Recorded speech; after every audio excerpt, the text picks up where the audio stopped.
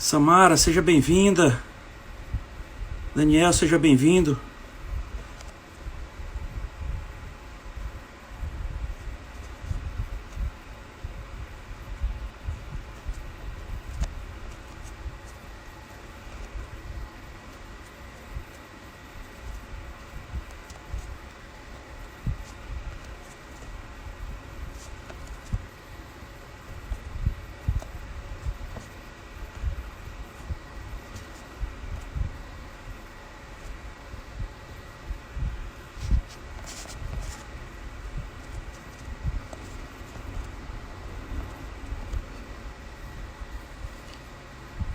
Vanessa, Kate, seja bem-vinda aí. Vanessa.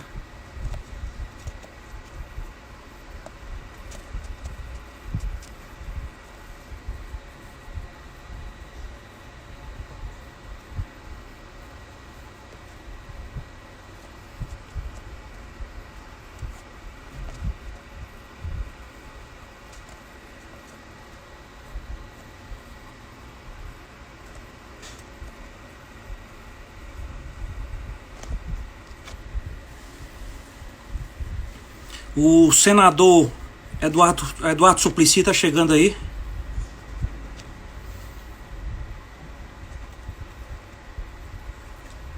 Meu amigo advogado, Fernando Vitor, seja bem-vindo, amigo.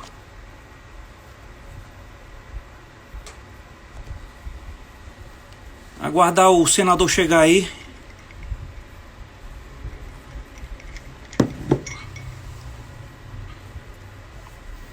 O senador está chegando.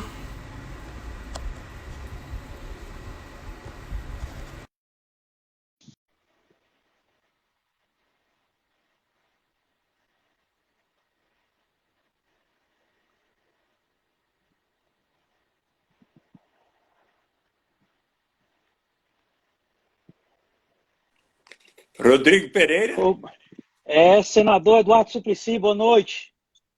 boa noite. Desculpe, a sessão da Câmara Hum, hum, Municipal de São Paulo acabou há poucos instantes. E certo. é uma sessão ao vivo, mas Ah, agora posso falar tranquilamente. pronto. Senador Eduardo, é, o criador deste programa, Diálogo Aberto aqui no Ceará, foi o seu ex-colega do parlamento, né, o deputado federal Jackson Pereira, Muito já bem, falecido, tá? Já falecido, mas nós que bom, continuamos aqui o trabalho do meu pai, tá? que ótimo. Era seu pai. Era, Parabéns, era, era. Rodrigo, e ao Jackson Pereira. Obrigado. Senador, nós preparamos aqui uma biografia muito resumida do senhor, que eu vou ler aqui agora, tá? Por favor. Tudo Tá? bem. Mas eu resumi bastante, porque se eu fosse ler tudo, eu ia perder a live todinha, senador. Vamos lá. Eduardo Matarazzo Suplicy é um economista, professor universitário, administrador de empresas e político brasileiro, filiado ao Partido dos Trabalhadores, do qual é um dos fundadores. Atualmente é vereador pelo município de São Paulo, foi senador pelo estado de São Paulo durante 24 anos. Membro do ramo ítalo-brasileiro da família Matarazzo, é bisneto do conde Francesco Matarazzo, sendo o oitavo dos 11 filhos de Filomena Matarazzo, neta de conde e do corretor de café Paulo Cochane Suplicy. É formado Cochrane, em Cochane. É formado em administração de empresas pela Escola de Administração de Empresas da FGV e em economia pela Universidade Estadual de Michigan, nos Estados Unidos, onde também concluiu seu mestrado e doutorado PhD. Em 2 de fevereiro de 2016, recebeu também um título de doutor honoris causa da Universidade na Bélgica, né? Católica Juntamente, de Louvain, na Bélgica. pronto. Juntamente com Suplicy, receberam também um título honorário a urbanista Paola Viganò, idealizadora do IPED. É isso aí. Senador Eduardo Suplicy, mais uma vez aqui, uma honra para o diálogo aberto recebê-lo, né? Então, eu quero iniciar aqui, senador, eu quero iniciar, o senhor como um político tão experiente no Brasil, não é? O senhor já viveu muitos momentos na política brasileira, né? E, infelizmente, nós estamos vivendo um período político complicado, né? Sem dúvida. É um embate, a gente fica assistindo um embate de um presidente da República com os governadores, né? É, é, é, o, o presidente nomeando um diretor da Polícia Federal, aí o STF vai lá e suspende. Então, assim, eu queria uma análise inicial do senhor, como é que o senhor está vendo isso? Olha, eu sinto muito que o presidente da República tenha realizado ações que muitas vezes contribuem para, ora incitar, ora causar polêmicas, inclusive dentro da sua própria equipe. Não é? O ministro Mandetta estava se distinguindo como uma pessoa que começou a ser bem respeitada pelos brasileiros. Ele, inclusive, fez com que o Sistema Único de Saúde, que foi objeto da decisão tão importante da Constituinte de 1988 e que faz com que o Brasil tenha um dos melhores sistemas de saúde de natureza pública, e ele estava utilizando e obtendo assim o respeito da comunidade toda, do povo, e eis que o presidente acabou tendo um desentendimento com ele e perdeu o ministro que estava sendo destacado. Agora, o ministro Aldo Moro, que, de uma maneira muito correta, adequada, disse ao presidente que ele não poderia estar modificando o diretor da Polícia Federal só para obter informações com respeito aos seus filhos, porque agiram de uma maneira claramente inadequada e, portanto, era natural que a Polícia Federal, de maneira independente, realizasse as investigações sobre atos, seja de enriquecimento ilícito por parte de um deles e de procedimentos tais como o de estar financiando e coletando recursos para atos contra a democracia, como aquele que houve há 2 domingos atrás, com a própria presença do presidente Jair Bolsonaro. Não é? Então, eu acho que o Supremo Tribunal Federal agiu com correção ao negar a indicação do diretor da Polícia Federal, que era o diretor da ABIN, e que iria ter um procedimento mais de amizade com o próprio filho do presidente, que já estava evidenciado, e com o próprio presidente, e daí não teria a devida isenção, como, neste caso em especial, estava tendo o então diretor da Polícia Federal, que foi afastado, e não por assinatura do então ministro Sérgio Moro. E conforme uma análise muito bem formulada hoje pela professora Maria Paula Dallari Pucci, da Universidade de São Paulo, da Faculdade de Direito de São Francisco, eu até coloquei a análise dela nas minhas redes sociais, no Instagram e no Facebook, porque ela explica com muita clareza que, neste caso, o presidente cometeu um crime de responsabilidade. Mas eu me preocupo muito porque, veja só, eu me lembro perfeitamente quando houve o resultado das eleições de 2018, acredito que você tenha também acompanhado pelos meios de comunicação, quando o presidente da República levantou assim o braço solenemente e disse: eu prometo, juro perante Deus e o povo brasileiro cumprir a Constituição brasileira, não é? E o artigo 3º da Constituição coloca com muita clareza, eu aqui leio para você, constituem objetivos fundamentais da República Federativa do Brasil, construir uma sociedade livre, justa e solidária, garantir o desenvolvimento nacional, erradicar a pobreza e a marginalização e reduzir as desigualdades sociais e regionais e promover o bem de todos sem preconceitos de origem, raça, sexo, cor, idade e quaisquer outras formas de discriminação. Ora, que instrumentos de política econômica e social deveriam estar sendo colocados como prioridade, e inclusive nas falas, nos diálogos do dia a dia do presidente, né?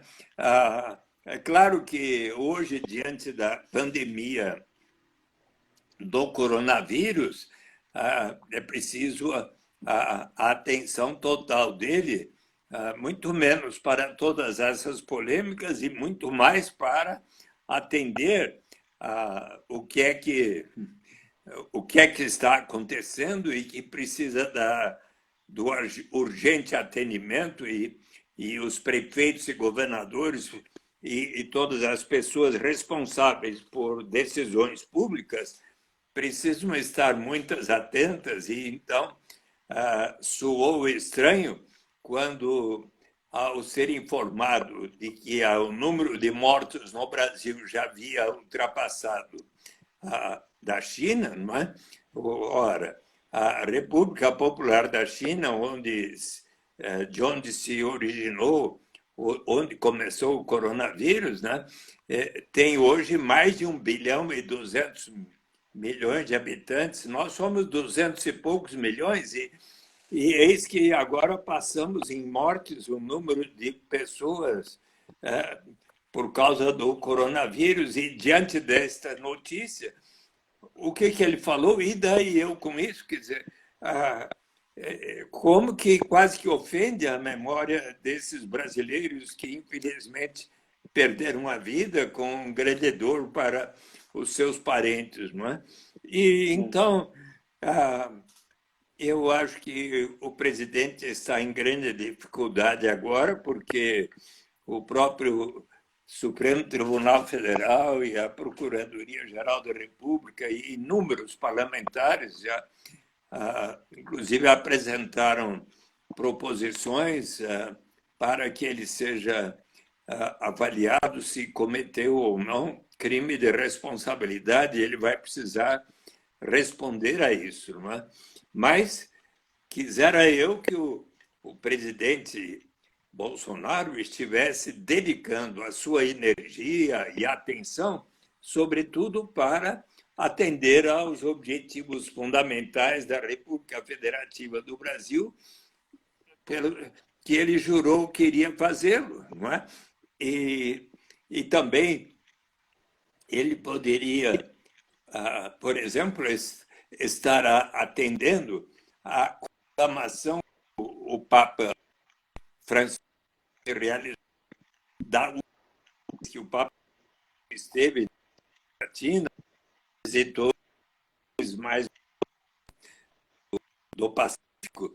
Mas eu me lembro muito bem que, a certa altura, ele, como o chefe de Estado dos países da América Latina, a colocar em prática aqueles instrumentos de política econômica e social que signifiquem a realização da justiça, portanto, da maior igualdade. Nós temos um Brasil, o nosso país é um dos mais desiguais do mundo, então nós deveríamos estar muito preocupados em estar debatendo, refletindo em quais são aqueles instrumentos de política econômica e social que possam, de fato, elevar o grau de justiça na sociedade, para que, então, possa haver a paz, para que possa haver maior segurança, maior clima de solidariedade, de fraternidade entre todos nós brasileiros, não é?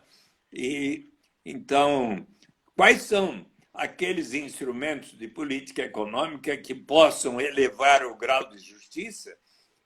Por exemplo, a melhor qualidade de educação para todos os meninos e meninas, para todos os jovens, para os adultos que não tiveram boas oportunidades quando eram crianças, a melhorar o atendimento de saúde em todas as áreas do Brasil, na cidade e no campo, em todos os bairros de Fortaleza, mas também no interior do Ceará e de todos os estados brasileiros, aperfeiçoar esse sistema, também promover, por exemplo, a economia solidária, as formas cooperativas de produção que são tão significativas. Em Fortaleza, tem algo muito especial que eu fui visitar pessoalmente ali no bairro Palmeiras. Se me permite citar, porque eu tenho assim muita admiração pelo João Joaquim de Mello, criador do Banco Palmas, que você conhece essa história? Conheço. Muito melhor do que eu, mas conheço. É uma história bonita que eu conto nos mais diversos lugares, inclusive em conferências que eu tenho feito. Depois eu vou lhe mandar uma conferência que eu tinha preparado para o Congresso Internacional da Renda Básica na Coreia do Sul, onde eu conto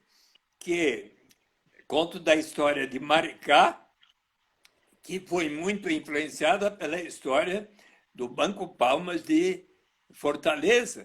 Ora, posso recordar um pouquinho essa história que vocês conhecem tanto, mas que... Pode. É porque ela fala de dois instrumentos dos que eu cito, um do estímulo às formas de economia solidária e do microcrédito, não é? Porque, a certa altura, não sei bem se foi nos anos 70 ou 60, que a prefeitura de Fortaleza avaliou que uma favela que existia lá junto às áreas dos bairros melhores, junto às praias tão belas de Fortaleza, que essa deveria ir lá para longe do litoral. E daí fundaram o bairro Palmeiras lá. E neste bairro Palmeiras havia uma pessoa que ele estava se preparando para ser um sacerdote. Era o jovem João Joaquim de Mello, mas que começou a observar diversas coisas naquele bairro relativamente pobre, e, por exemplo, que as pessoas que moravam ali faziam as suas compras, seja perto lá da praia ou no centro de Fortaleza, e não tanto ali no bairro. Então, ele pensou, quem sabe possamos aqui criar um banco comunitário e uma moeda social, Palmas, e prover um microcrédito de tal maneira que essas pessoas, então, ao receberem um crédito, façam compras aceitas pela moeda local no próprio bairro Palmeiras.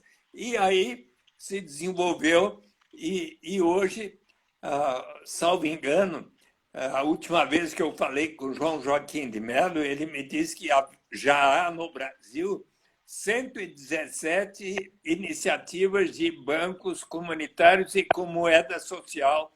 E uma delas refere-se justamente ao exemplo que Palmas deu, o Banco Comunitário Palmas deu para que fosse criado em Maricá, na costa do Rio de Janeiro, o Banco Comunitário Mumbuca, que é o nome de um rio que atravessa Maricá.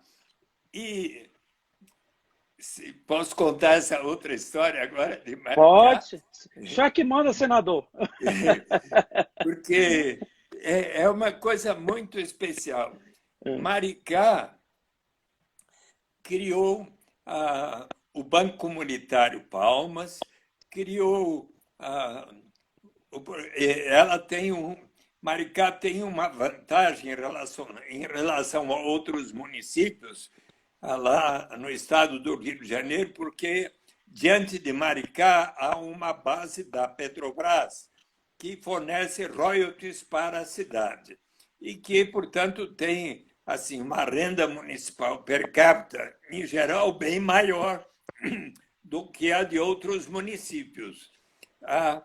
Mas tem sido muito bem utilizado, especialmente pelo prefeito que foi eleito em 2008, Washington Quaquá, que é do PT, foi presidente estadual do PT do Rio de Janeiro, e que, por exemplo, iniciou o Tarifa Zero. 14 linhas de ônibus da cidade são gratuitas, tarifa zero de ônibus. Ele também promoveu que o Banco Comunitário Mumbuca fornece microcrédito para iniciativas e, sobretudo, de cooperativas e também de microempresários, mas dando preferência para cooperativas. E também criou creches que não havia na cidade, muitas escolas, reformou o hospital, está acabando de construir, será inaugurado o hospital moderno, muito bonito, que eu visitei, denominado Ernesto Che Guevara, e paga, por exemplo, para os jovens de Maricá que estudam nas cidades vizinhas, onde há universidades, como a Universidade Federal Fluminense em Niterói. Então, os estudantes que lá estudam têm a tarifa paga pela prefeitura para ir e voltar da faculdade. E também criaram uma fazenda que foi desapropriada para ali se tornar uma escola de economia solidária de cooperativas junto com o MST e também uma escola de como produzir bens agrícolas sem agrotóxicos naturais, não é? E então era dezembro de 2015, certo dia numa palestra sobre direitos humanos em São Paulo, eu expliquei o que era o conceito da renda básica universal e incondicional como um direito à cidadania. Lá estava Washington Quaquá. Quando ele dialogou comigo, ele disse: eu quero instituir em Maricá uma renda básica. E apresentou o projeto de lei na Câmara e foi aprovada em 2016. Começou muito modestamente, 10 mumbucas ou R$10 por mês a mais para os que recebiam o Bolsa Família, depois 20 mumbucas em 2017. Bem, em dezembro de 2019, todas aquelas pessoas que estejam em famílias que recebem até 3 salários mínimos mensais passaram a ter o direito de receber todas as famílias e todas as pessoas nestas famílias. 42 mil famílias, um quarto da população, que hoje é de 162 mil pessoas, passaram a receber 130 mumbucas por mês, e nesse mês agora passou para 300 mumbucas por mês, e a expectativa, o plano é de que em 2020, dezembro,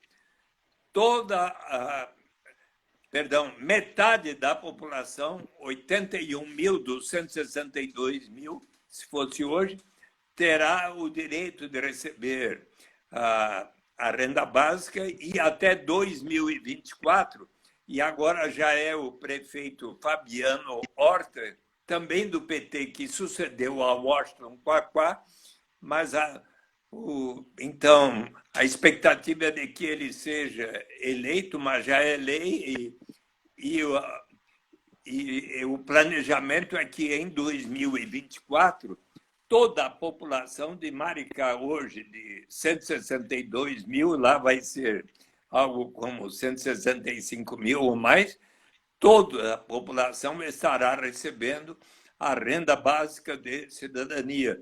Ou seja, será uma aplicação no município daquilo que já é lei no Brasil. Você sabe que depois de eu ter muito batalhado pela garantia de uma renda mínima, logo que cheguei no Senado, em 1991, apresentei um primeiro projeto de garantia de renda mínima através do imposto de renda negativo. Toda pessoa que não alcançasse, pelo menos, pessoa adulta, na época, 45 mil cruzeiros, equivalentes à época a 2 salários mínimos e pouco, e a $150 por mês, passaria a ter o direito de receber 50% da diferença entre aquele patamar e o nível de renda da pessoa.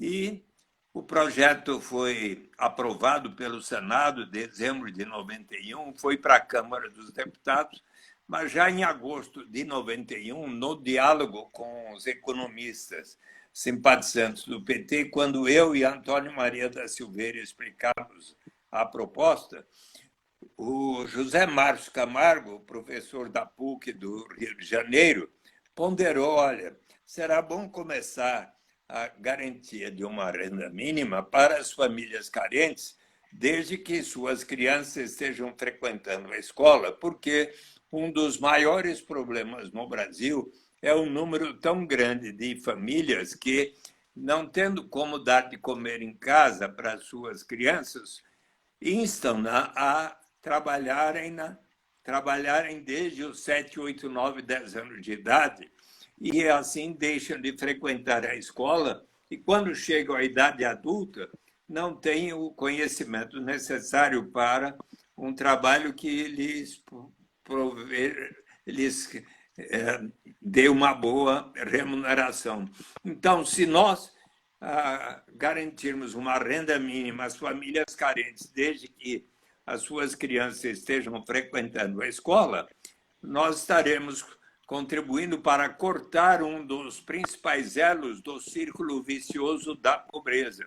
E ele escreveu na Folha de São Paulo sobre isso em 91 e 93, e então,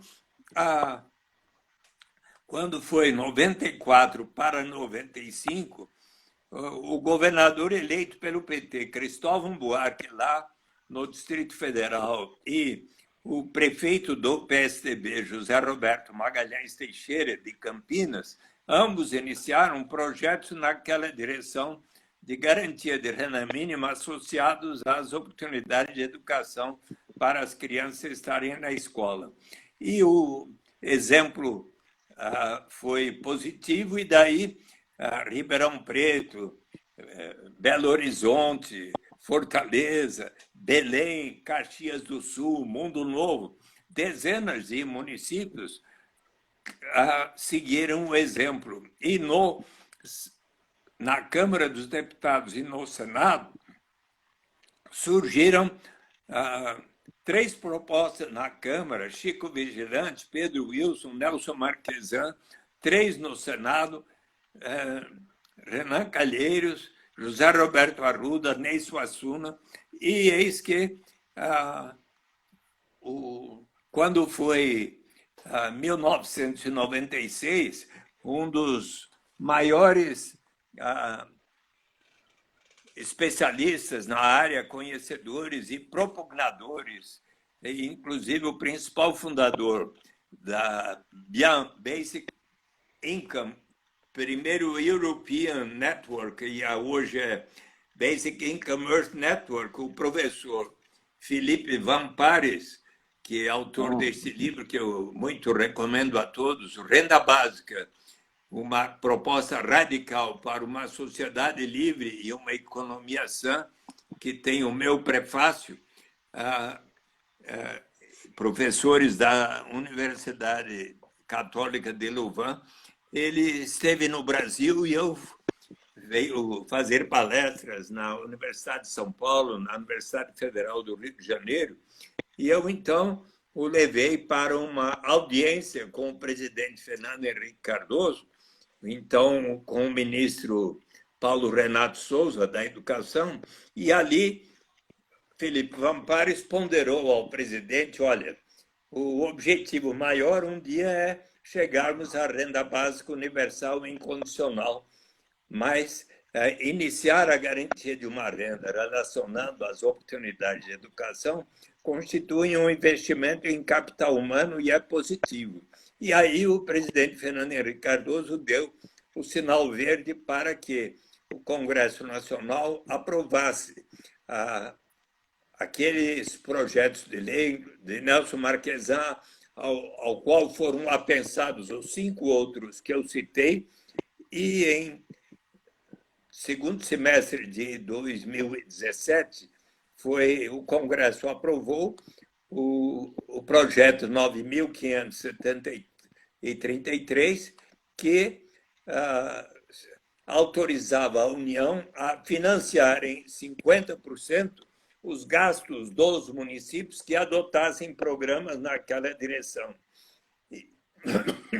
Então, isso estimulou ainda mais municípios, e eis que, em 2001, o presidente Fernando Henrique baixou uma medida provisória segundo a qual 100% dos municípios, os 5.570, teriam 100% dos seus gastos em programas daquela natureza, e chamou o projeto de Bolsa Escola. A lei teve até o nome de José Roberto Magalhães Teixeira, em homenagem ao prefeito de Campinas, que havia sido pioneiro e falecido.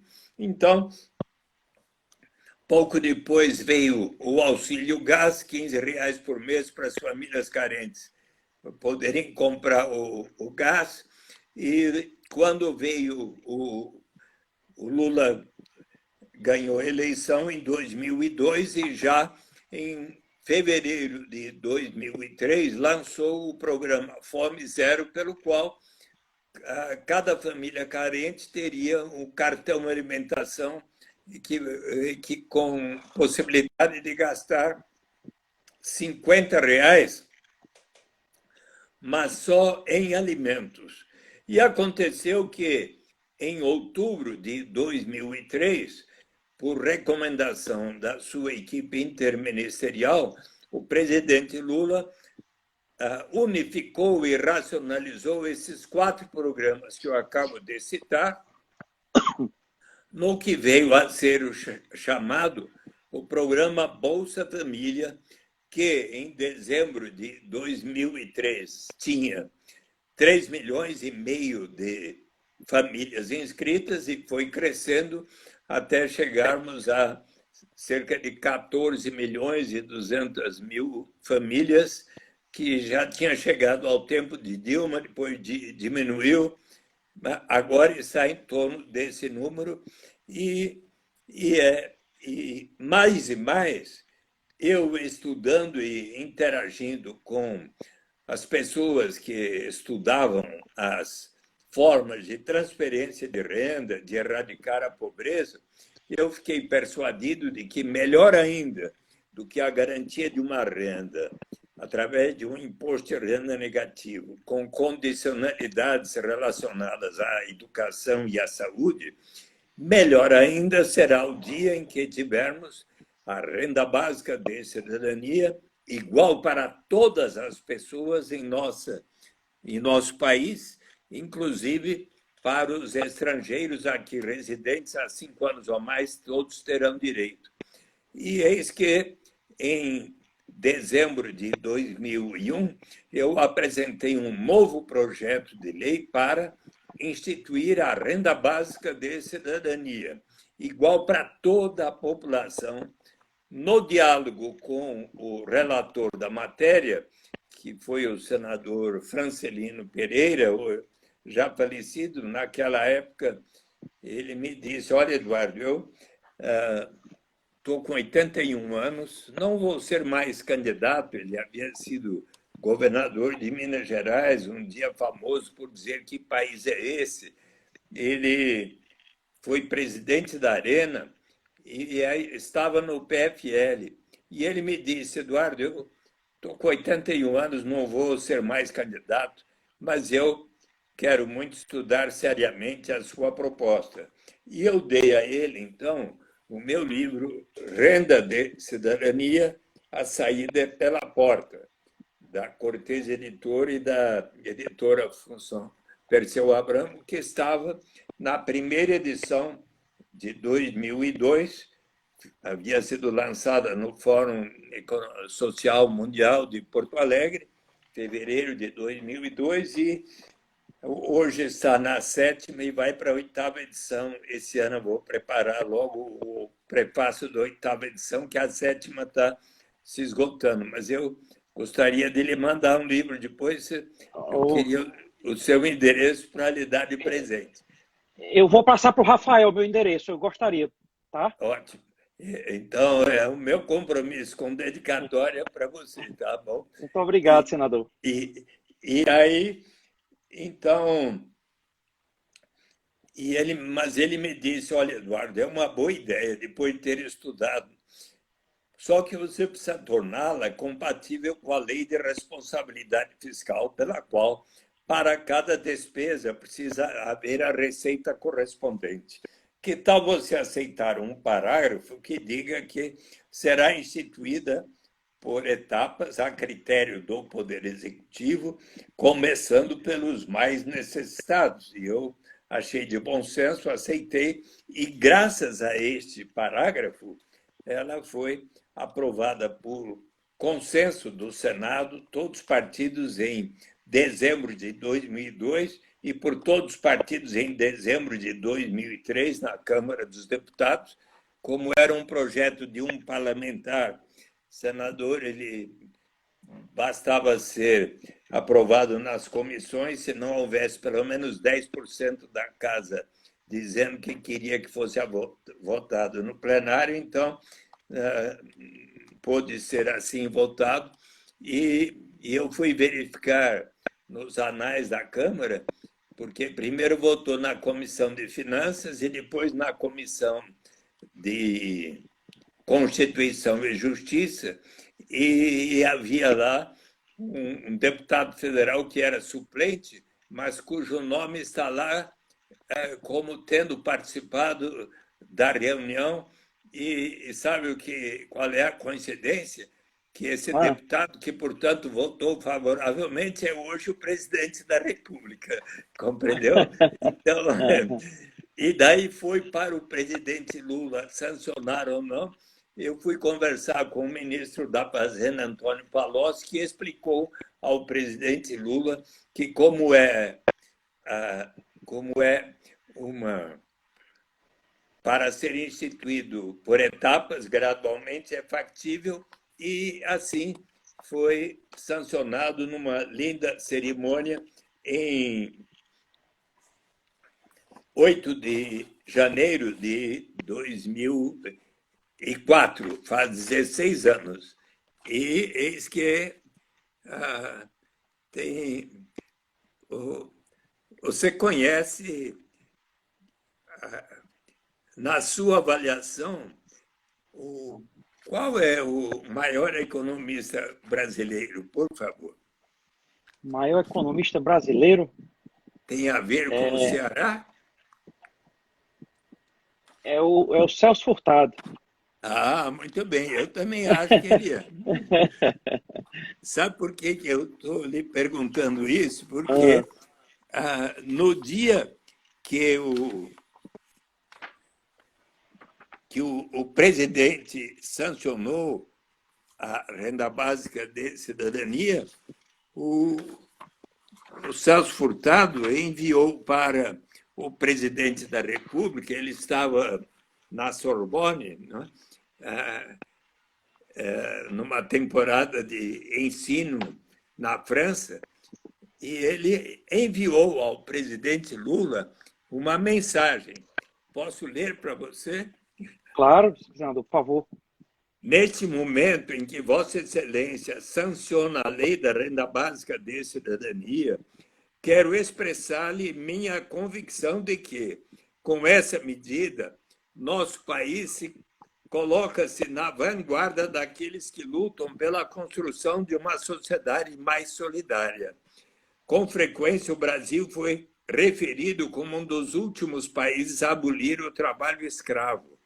Agora, com este ato que é fruto do civismo e da ampla visão social do senador Eduardo Matarazzo Suplicy, o Brasil será referido como o primeiro que institui um sistema de solidariedade tão abrangente e, ademais, aprovado pelos representantes do povo. Ou seja, isso aqui me deixou tão feliz. Eu gostava tanto do Celso Furtado. Sabe, quando ele faleceu, eu liguei para o Prêmio Nobel de Economia Amartya Sen, que estava então em Cambridge, agora ele é professor de Harvard, né? E ele me mandou uma declaração tão bonita que eu fiz questão de ler da tribuna do Senado em homenagem ao Celso Furtado, que foi o Celso Furtado. As suas análises justamente a de um dos precursores, assim como foi Josué de Castro, da proposta da renda básica de cidadania, né? Então, pois bem,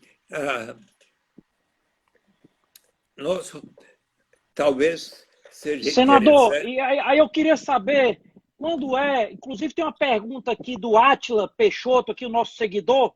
O Átila pergunta, senador, qual é um grande sonho que o senhor ainda tem na política? Eu tenho certeza que um grande sonho que o senhor tem na política é ver esse projeto realmente funcionando, né? Implementado. Exato. Esse é o meu sonho. Eu espero ainda, em vida, ver a renda básica de cidadania implantada no Brasil e em diversos países do mundo. Você sabe que eu me inscrevi como um dos pré-candidatos a prefeito de São Paulo, mas eu ainda, segunda-feira, numa reunião com 7 pré-candidatos, eu disse ao Lula, olha, eu acho que agora eu tenho uma missão de estar vendo um tal interesse em todo mundo, como hoje você está me entrevistando.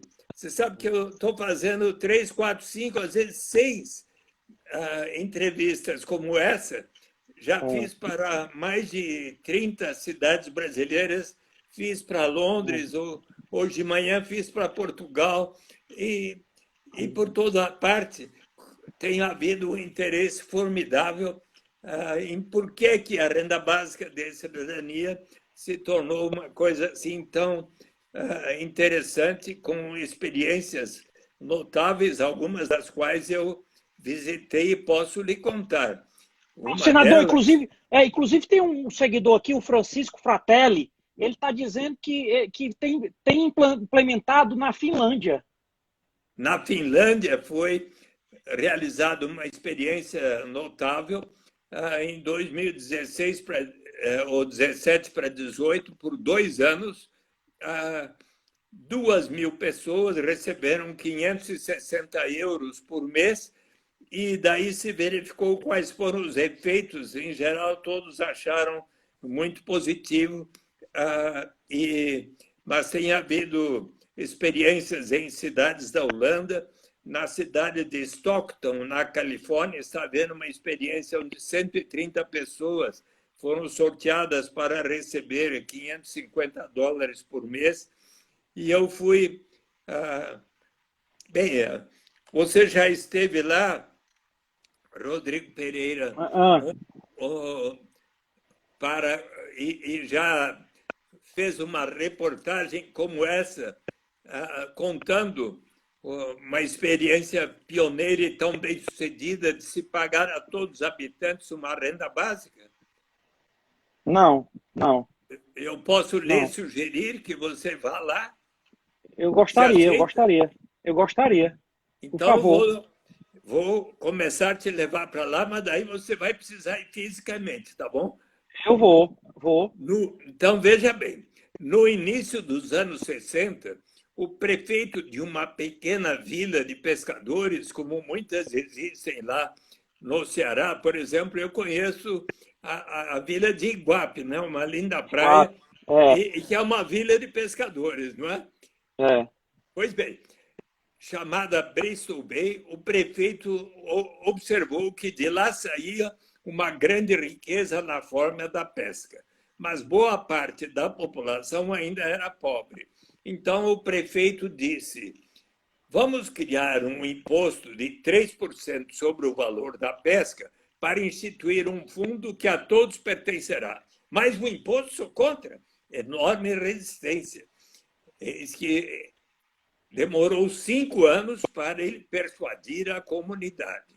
Uma vez instituída, deu tão certo que 10 anos depois ele se tornou governador do estado do Alasca, ao norte dos Estados Unidos, junto ao Canadá. E eis que, tal como nós, na camada pré-sal do Atlântico, na Baía de Prudhoe, no norte do Alasca, se descobriu, ao final dos anos 60, enorme reserva petrolífera. Então, aquele ex-prefeito, governador Jay Hammond, em 1976, disse aos seus, então, 300 mil habitantes. Hoje, no Alasca, são 750 mil. E, então,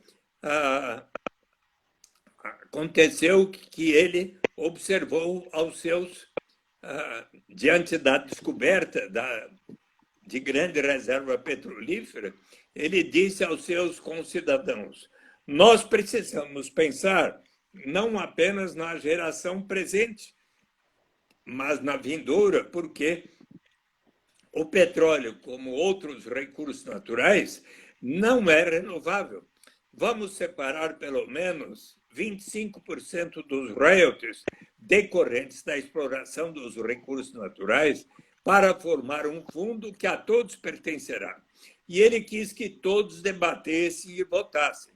76 mil disseram sim, 38 mil não, 2-1 venceu. E então aqueles recursos passaram a ser investidos em US Bonds, títulos de renda fixa, ações de empresas do Alasca, contribuindo para diversificar a sua economia, dos Estados Unidos, internacionais, inclusive da Petrobras, da Vale do Rio Doce, do Itaú, do Bradesco, do Banco do Brasil, de mais de 200 empresas brasileiras. Pode ver no site do Alaska Permanent Fund, e empreendimentos imobiliários. E o fundo evoluiu de $1 bilhão no início dos anos 80 para hoje mais de 66 bilhões de dólares. Então, vamos supor, prezado Rodrigo Ferreira, que você estivesse residindo no Alasca há 1 ano ou mais. Então, a única exigência é 1 ano ou mais. Entre 1º de janeiro e 31 de março, você teria preenchido um formulário, uma folha só. Eu sou Rodrigo Pereira, resido em tal endereço. Se eu viajei no ano passado, foi por tal qual motivo, mas estou aqui de volta. Responde por suas crianças até 18 anos. Trabalho aqui na Rádio Assunção. Não precisa dizer qual a sua remuneração, nem o seu patrimônio acumulado. Poucas perguntas adicionais. 2 pessoas que lhe conhecem testemunham essa declaração é verdadeira. Se você assim tivesse procedido, em final de setembro ou começo de março, na sua conta bancária, por transferência ou por cheque enviado à sua residência, se você tivesse preferido, se lá estivesse, teria recebido nos primeiros anos 80, 300, depois 400, 500. Em 2008, quando o preço do petróleo foi lá para cima, foi o maior dividendo pago até hoje, 3.269 dólares por pessoa. Digamos, pai, mãe, 3 crianças, davam uns 16.300 dólares para a família, pelo direito de todos partilharem da riqueza do estado do Alasca. Consequência, 1980, Alasca, o mais desigual dos 50 estados norte-americanos. Hoje, junto com Utah e Alasca, são os 2 estados mais igualitários dos Estados Unidos e constitui suicídio político para qualquer liderança do Alasca propor o fim desse sistema. No último ano foi por volta de 2.000 dólares o dividendo pago. E eu estive no Alasca em 1995 por 7 dias e pude verificar o quão bem acolhida é esta proposta ali no Alasca e como funciona tão bem, inclusive a administração do Fundo Permanente do Alasca, que é tão acompanhada por toda a população. Hoje, 750 mil habitantes. Mas tem outras experiências, eu posso lhes contar, porque fui visitar em 2016, quando fui ao Congresso da Rede Mundial da Renda Básica, na Coreia do Sul. Eu passei 2 dias em Pequim e 2 dias em Macau, ex-colônia da China. Desde o início do século XVI, Portugal tinha Macau como uma de suas principais colônias. Mas quando Mao Tse-tung venceu a Revolução Comunista e formou a República Popular da China, fez um acordo com Portugal e Macau continuou de Portugal. Entretanto, em 1999, assim como fez com Hong Kong e o Reino Unido, Macau passou a ser da República Popular da China, todavia com uma legislação própria. E então, os administradores e legisladores de Macau, em 99, autorizaram a existência em Macau de cassinos. E Macau, que é uma cidade de grande densidade populacional, das maiores do mundo, 700 mil habitantes, num espaço não muito grande, eis que se desenvolveu em Macau um número muito grande de cassinos moderníssimos e hotéis. Hoje, Macau tem mais cassinos do que Las Vegas, que é tão famosa por seus cassinos. Então,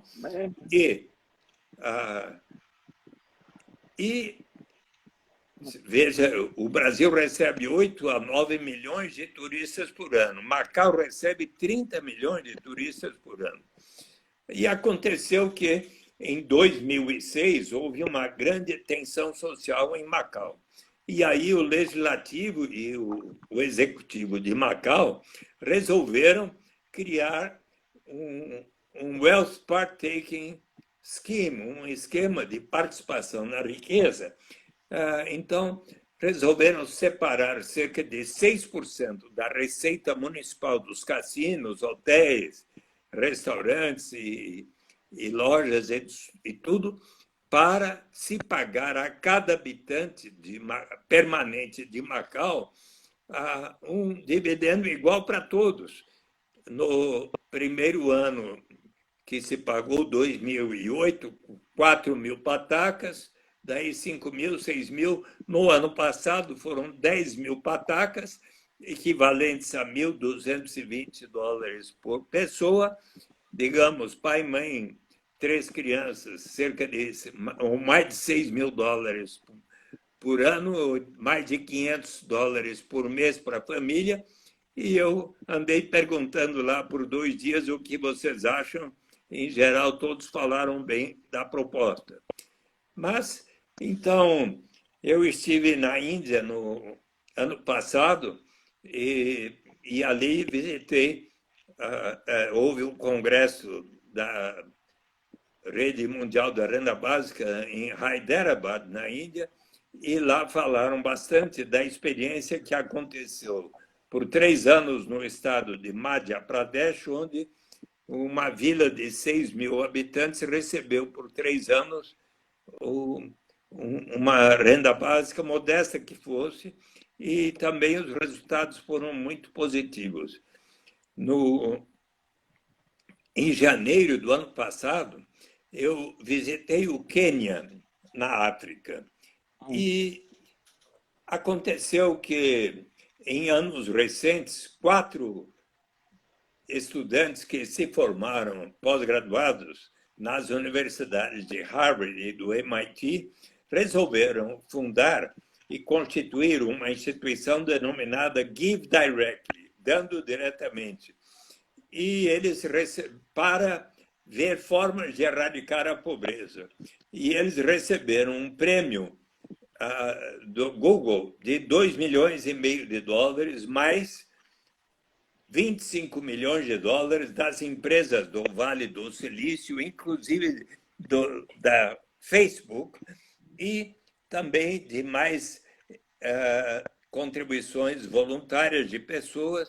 Juntaram 30 milhões de dólares para realizar uma experiência nas vilas rurais pobres do Quênia, onde resolveram se pagar a cada pessoa adulta, homem ou mulher, desde que de 18 anos ou mais, o equivalente a 22 dólares por mês. Algo como os R$ 89 do nosso Bolsa Família por pessoa. E então eu estive lá visitando em janeiro do ano passado, acompanhado da jornalista Mônica Dallari, e nós ficamos muito bem impressionados. Visitamos em Nairobi,